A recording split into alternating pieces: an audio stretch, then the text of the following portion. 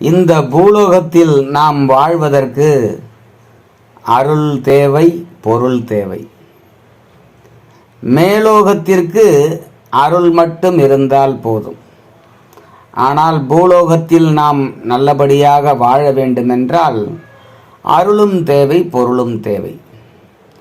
வள்ளுவ பெருமான் மொழிந்திருப்பார், அருள் இல்லாருக்கு அவ்வுலகம் இல்லை, பொருள் இல்லாருக்கு இவ்வுலகம் இல்லை என்று. சரி, அது இருக்கட்டும். ஆனால் இந்த பூலோகத்தில் பொருள் பல வழிகளில் நாம் ஈட்டி வாழ்வதற்கு வழி கிடைக்கிறது. ஒவ்வொருவரும் அவர்களுடைய கர்மாவுக்கு தகுந்தாற் போல பொருள்களை ஈட்டி இந்த பூலோகத்தில் வாழ்ந்து கொண்டிருக்கிறார்கள். அப்படி வாழ்ந்து கொண்டு இருக்கிற பொழுது நாம் சிந்திக்க வேண்டிய சில தன்மைகள் இருக்கிறது. இந்த பூலோகத்தில் பொருளை நாம் எதிர்பார்க்கிற பொழுது அவற்றிற்கு சில பல விதிமுறைகள் இருந்தாலும் அவற்றை நாம் கடைபிடித்தாலும் கடைபிடிக்காவிட்டாலும் கர்மாவிற்கு தகுந்தாற்போல் பொருள் வந்து சேரும், அவற்றை அனுபவிக்கலாம்.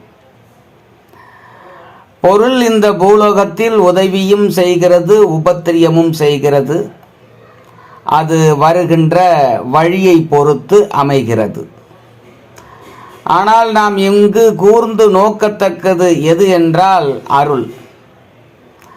அருளுடன் கூடிய பொருள் நமக்கு இந்த பூலோகத்தில் அமைகிற பொழுது அன்பும் அமைதியும் வாழ்க்கையில் ஒரு நிம்மதியும் ஏற்படுகிறது. ஆக அருள் இந்த பூலோகத்திலும் நமக்கு உதவும், மேலோகத்திலும் உதவும். ஆக இந்த அருளை நாம் எப்படி பெறுவது? இந்த அருளை பெறுவதற்கு நமக்கு தேவையான பண்புகள் என்னென்ன? அருளை, பொருளை பெறுவதற்கு நாம் சில பண்புகள், கடமைகள் இங்கு அமைக்கப்பட்டிருந்தாலும் அருளை நாம் நோக்குகிற பொழுது அவற்றிற்கு நாம் அருளை பெறுவதற்கு சில பல பண்புகளை நாம் நமது தன்மையாகவே அமைத்து கொள்ள வேண்டும்.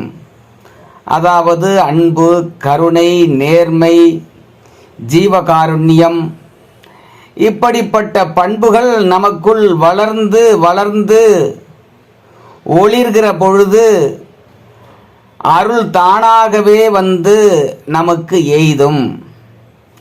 அந்த அருள் நமக்கு பூலோகத்திலும் மேல்லோகத்திலும் வந்து உதவும். ஆனால் நாம் சேர்க்கின்ற இந்த பூலோகப் பொருள் மேலோகத்தில் வந்து உதவாது.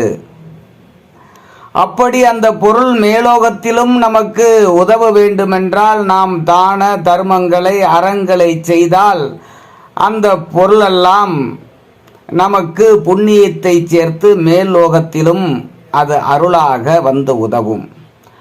ஆக அருள் நமக்கு இந்த உலகத்திலும் உதவுகிறது, மேல் உலகத்திலும் உதவுகிறது.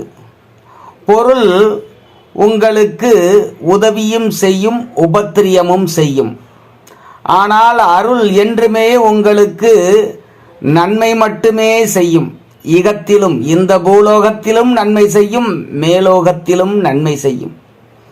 ஆகவே அருளை கொஞ்சமேனும் நீங்கள் பெறுவதற்கு உங்களுடைய தன்மையை வளர்த்து கொள்ளுங்கள். எல்லாம் நல்லபடியாக நடக்கும். ஆக இவற்றை உணர்ந்து உங்கள் வாழ்க்கை பயணம் தொடரட்டும். வெற்றி நிச்சயம். திருச்சிற்றம்பலம். தென்னாருடைய சிவனே போற்றி, எந்நாட்டவர்க்கும் இறைவா போற்றி போற்றி.